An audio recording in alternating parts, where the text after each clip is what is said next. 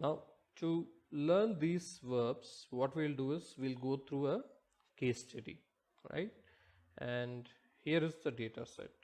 It is basically related to an imaginary e-commerce company, or an imagined e-commerce company, and basically it looks at the data related to visitors who come to this e-commerce website, right? So it has details of referrer, that is where the traffic is coming from, the device used by the users to visit the website, how many times they have visited this website, how many pages do they browse, what is the time they're spending on this website, does the visit uh, result in a conversion or purchase, if it results in a conversion, how many items are there in their order, and the order value, right? So this is a dummy data set that we have created, and what we'll do is we'll try to answer some question related to this data set.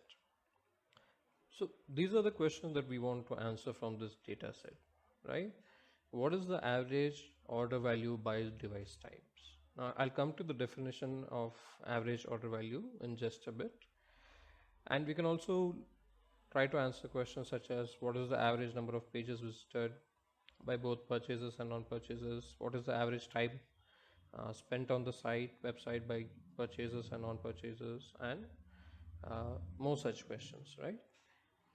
Now in this lecture we'll try to answer the first question, which is related to average order value by device types.